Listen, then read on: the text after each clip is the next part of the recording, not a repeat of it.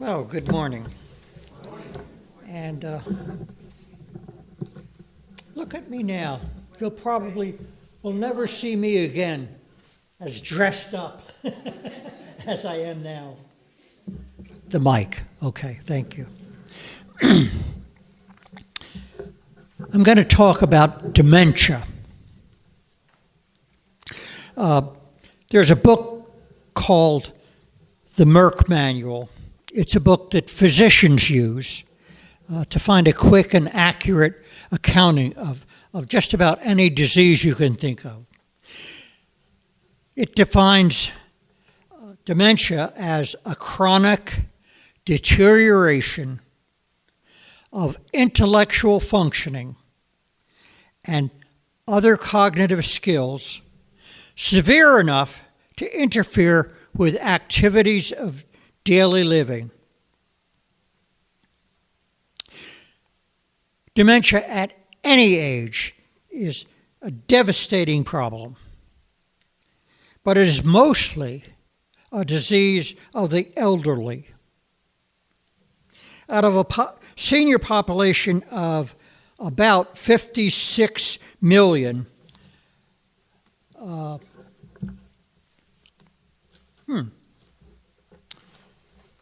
according to the last survey taken, about 15% of people over 65 and 40% of those over 80 have symptoms of dementia. Ouch. It accounts for more than half of nursing home admissions. It's a change from normal functioning, and it also produces frequently, often, an early death. Well, what are some of the symptoms of dementia? Failure to keep up with conversations and regular activities. Trouble recognizing people and places. Keeping up with personal care, grooming, bathing, and losing things, forgetting appointments. A few more signs are trouble writing a letter, following a recipe, finding your way around familiar places. One of the very major causes of dementia is inflammation. Inflammation is a natural defense against infection.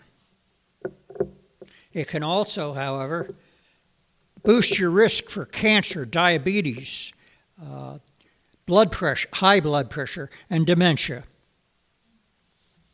You've probably heard about inflammation, but most of you have not heard of SCE. That's stem cell exhaustion.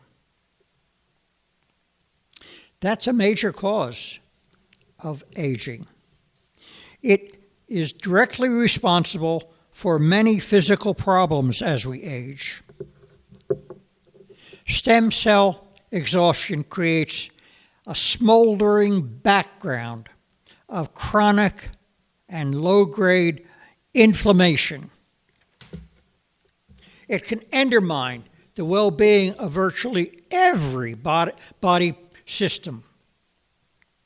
It disrupts tissue repair.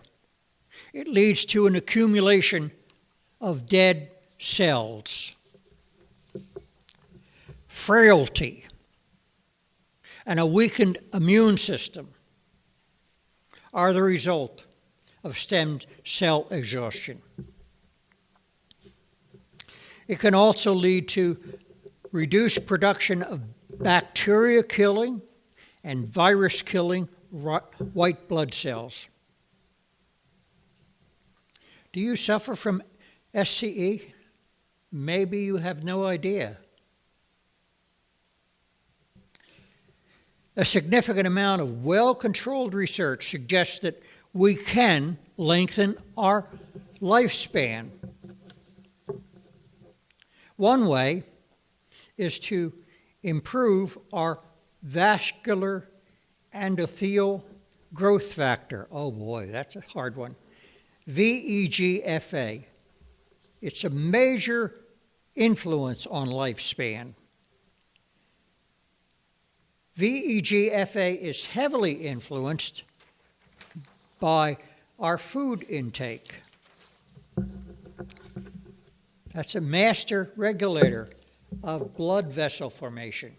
You and I need blood vessels that are flexible, can expand on contact, depending on the heat of our bodies. Depending on the heat of our bodies, sorry. Vega is improved by a diet low in red meat and saturated fats. And Vega responds very positively to a diet high in veggies and fruit and lean protein, like chicken and fish. So here is another diet suggestion. If over the years you have enough omega-3 fatty acids, that's like in oily fish, in your diet, your lifespan will be extended. Eat oily fish. Vitamin D and flaxseed also, if taken regularly, will help you live longer. On the other hand, diets high in processed food, sugary drinks, and highly refined white bread, if ingested over decades, subtract years from your life. And so do eating red meat, like beef and pork. Here is a further contributor to longer life: aerobic exercise. That's exercise that causes you to breathe more rapidly. That increases the oxygen flow in your bloodstream. Regular exercise is an excellent way to prevent inflammation. Dr. James Gray, a cardiologist at the Scripps Center for Integrative Medicine, recommends 30 to 45 minutes of aerobic exercise and 10 to 25 minutes of weight resistance training at least 4 or 5 times a week. Oh boy, oh boy. When you add that to strength training, it has an additional positive effect. That's things like getting from a sitting position to standing on a single leg,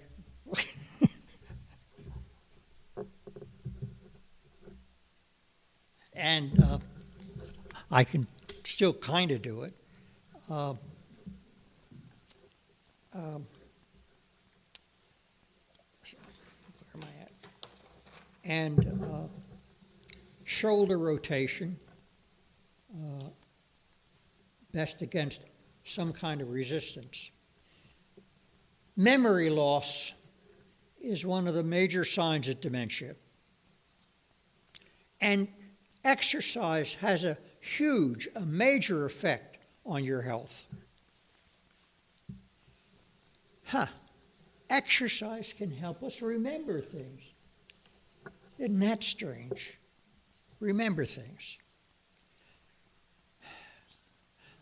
I am 92 years old. Yeah. Yay!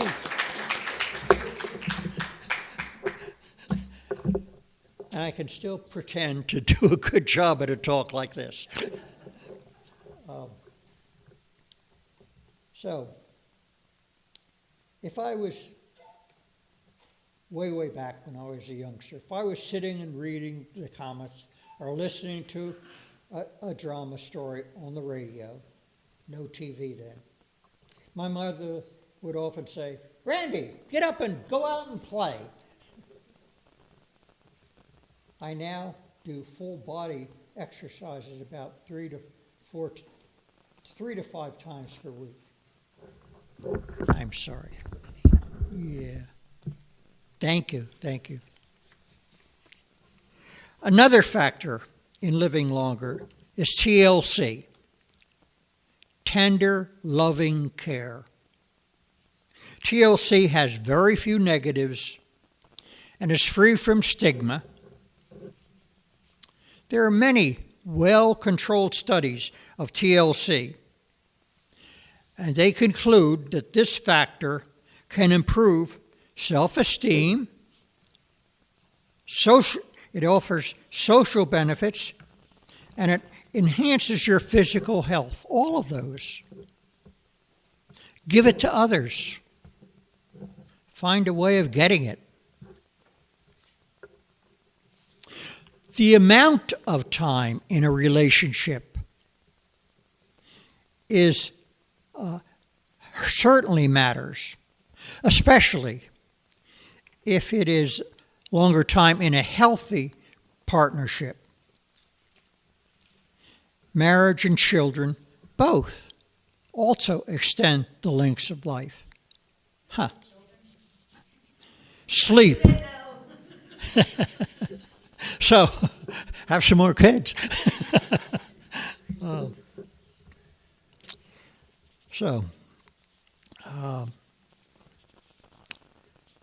Supplements.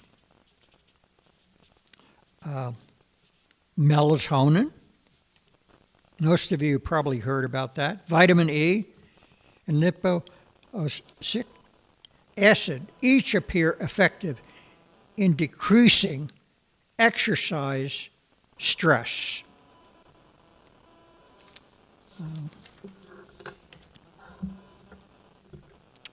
One study published in the Journal of Neurology a couple of years ago found that volunteers with an average age of 65 who did aerobic exercise for 45 minutes 3 times a week and had a vegetable diet, a DASH diet, showed the mental equivalent of dropping 9 years from their age. 9 years. A DASH diet and aerobic exercise. That's something to think about. What to do.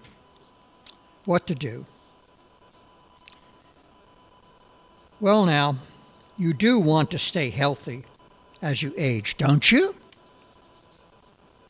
Okay, I will share with you a list of 14 ways to reduce dementia risk. The items on the list come from experts in the field.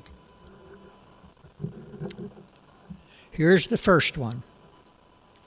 Drink raw juices. That's juices with all the fiber left in, like grapefruit, apple, orange, beet. Or eat them whole. Add nuts to your list. Walnuts are cheap and they're good for you. Add more leafy green veggies like spinach, lettuce, carrot tops, and kale to your diet. This is probably stuff that all of you are doing, and it's good for you. Do it more regularly. Subtract from your diet sugary drinks and highly processed food like white bread. Then increase your fiber content. How do you do that? Raw vegetables or very slightly cooked vegetables increase the fiber content in your body. And that's because it breaks down slowly and more easily, and it adds to your kidney functioning. These actions will reduce autoimmune responses and inflammation. You can also take vitamin K or check the amount of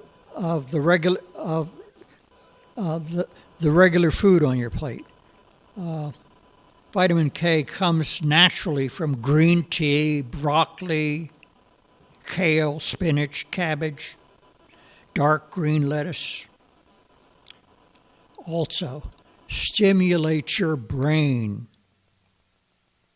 Do mind-stretching activities. Do them 3 times a week or more. Well, learning a new language or playing a musical instrument, doing crossword puzzles, that helps. And the brain is also stimulated when you meet and talk with people who you have not had contact with before. So meet and talk with me. Traveling to new places can also stimulate your brain.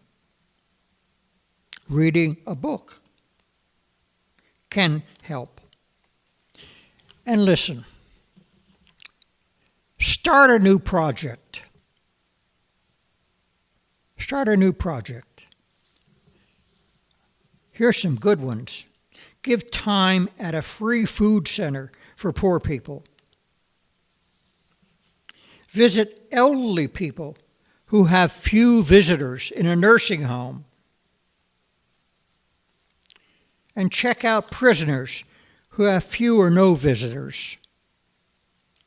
I visited nursing homes and I've visited prisons. I feel pleasure and a sense of gratitude for making a small difference in another person's life. Kindness to those who receive little, like prisoners, can aid both them and you. Okay, an 8th thing. Drink only small amounts of alcohol. I drink just about every day, but it's a shot glass of whiskey and no more. Getting better sleep is needed. That means going to sleep faster and staying asleep. How do you do that? Well, there are several ways. Take some melatonin, a warm bath. Get in bed roughly at the same time every night. All of those can help. And exercise often and persistently. You know, that can be just a walk outside, lifting a book with each hand. Exercise and the DASH diet combined are a powerful combination. Another thing is to relieve stress. Walking, yoga, daily meditation, all can help. Having a head and shoulder rub is a delightful approach. Anytime you want to, come to my house and you can do my head and shoulders. Another is quit smoking, if any of you do. You probably know that, and that's hard to do. Maintain a healthy weight. Get blood pressure under control. How do you do that? A lot of the things I've just mentioned. Exercise, eating more healthy food, making meditation a regular part of weekly experience. All of those can lower blood pressure. Healthy food, meditation, exercise. Now you know at least a notable fraction of the knowledge base on dementia. That subject is complex, complicated, and many of the details are still emerging. But using my list of 14 things to do could make a good start, a beginning.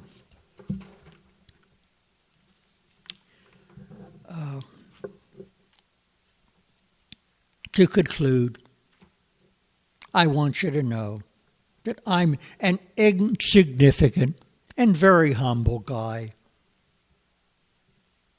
I like it that way because then people expect little of me, and I have more time to sit and think, or just sit.